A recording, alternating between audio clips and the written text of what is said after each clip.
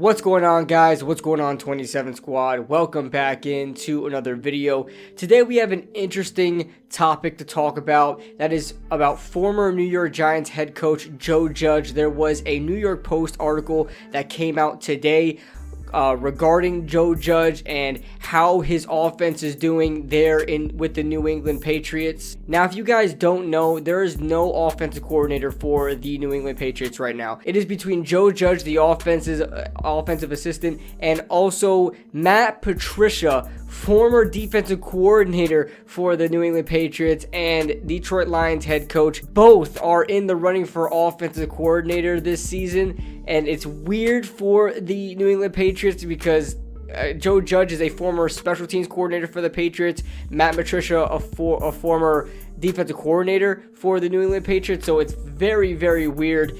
I don't know what's going on there, but to say the least, the New England Patriots are in a world of trouble, and so is Mac Jones, are in a world of trouble for the offensive coordinator position. But I really want to get into this New York Post article because it may really have a light at the end of the tunnel for the New York Giants, and with Joe Judge gone, maybe this is a step in the right direction, or maybe this is a very, very good sign for success for Daniel Jones.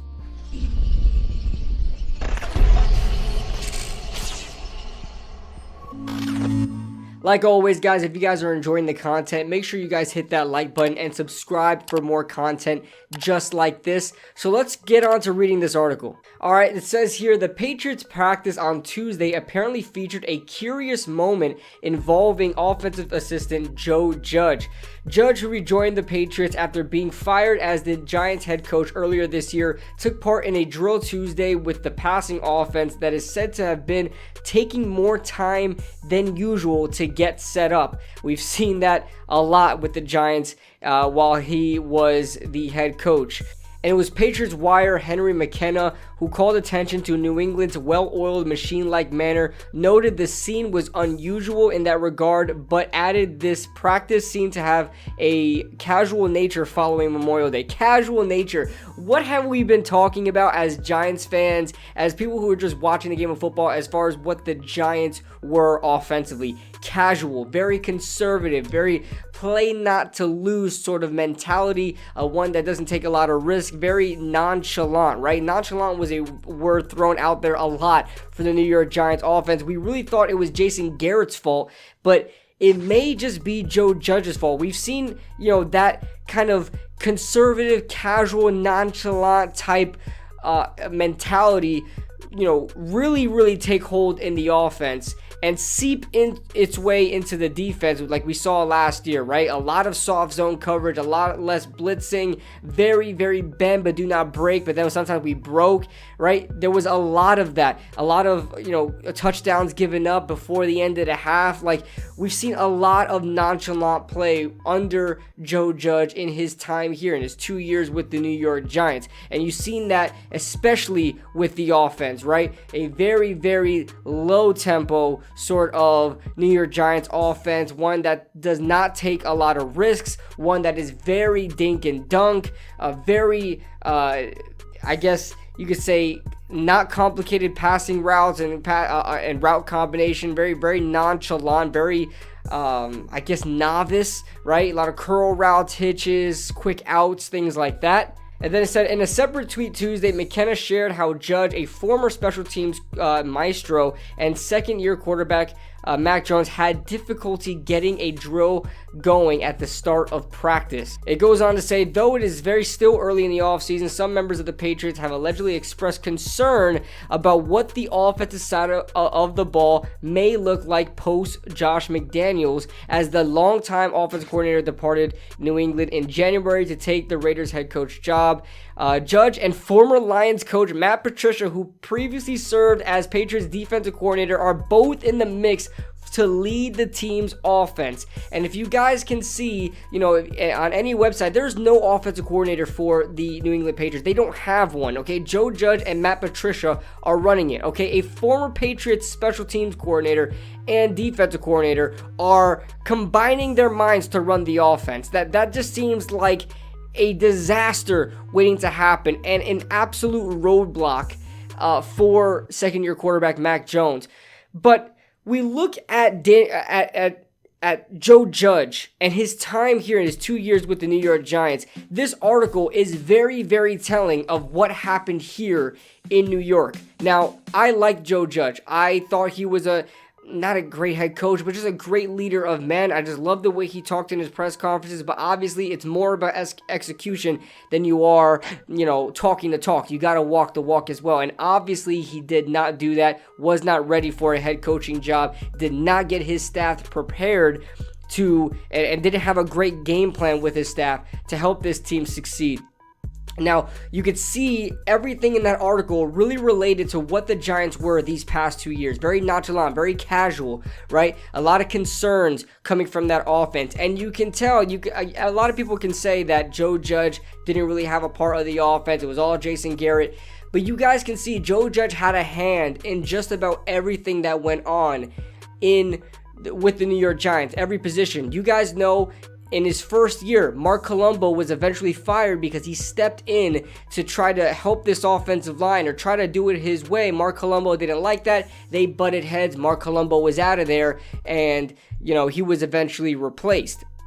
So, and I believe that was by Rob Sale. Could be wrong. I think it was Rob Sale first. No, it wasn't Rob Sale first. It was some other guy that I can't pronounce his name. Guglielmo or something like that, right? Joe Judge likes to have his hand in everything. He likes to have control in just about everything. And you can see that, obviously the Giants had a problem with their offense and their defense being too conservative, being too laid back, being too,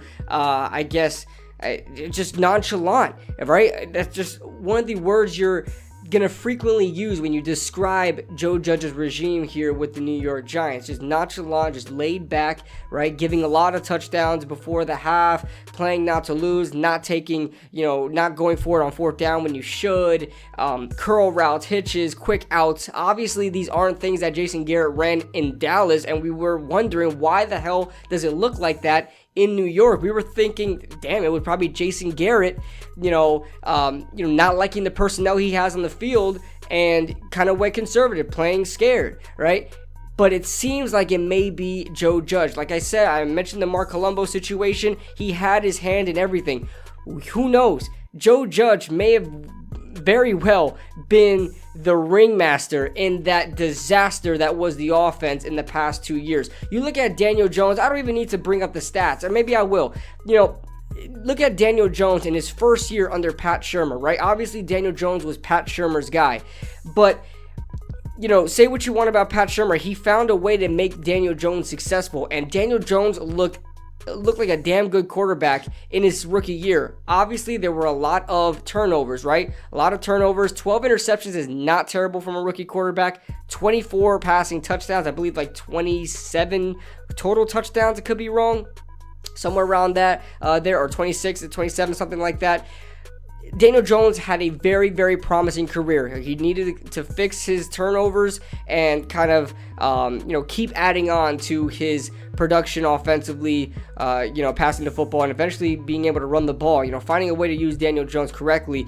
Pat Shurmur was out of there. Joe Judge came in a year later, hired Jason Garrett as the offensive coordinator, and man, things have changed.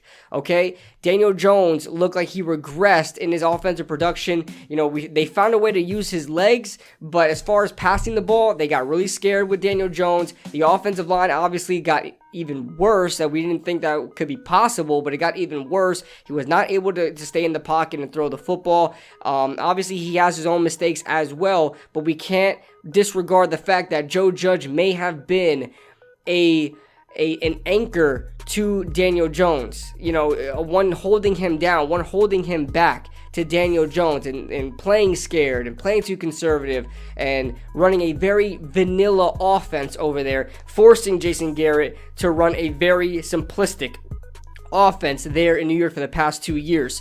So with that being said, this article is very, very telling that maybe this year Brian Daboll can get back to where Daniel Jones left off in his rookie year. Hopefully they can get that same sort of Daniel Jones we had in his rookie year. Say what you want about Daniel Jones, and there was a lot of things to take away from his rookie year. Turnovers, fumbles, things like that. Obviously, you know, you would be an absolute, I'm going to say, you would be an absolute moron to say that Daniel Jones did not clean up his turnovers in the past 2 years. Now, you could say maybe that's because of Jason Garrett's vanilla offense, but he definitely found a way to try to limit his turnovers, okay? A lot less forced fumbles, a lot less fumbles lost with those forced fumbles, and there's a lot less turnovers, okay? A lot less interceptions, okay? I think he had like seven interceptions last year, and the year before that, or I think he stood in the single digits as well. But I mean, he has to get his touchdowns, the passing touchdowns up, passing yards up, things like that. Has to move the ball down the field, explosive plays. Hopefully Brian Daboll can unlock that in him. But it seems like he's cleaned up the turnover part, or in that regard. So let's see what happens. I feel really bad for Mac Jones and the New England Patriots offense, but I don't care about that. I care about the New York Giants. Hopefully this is very, very telling that Joe Judge was the issue there.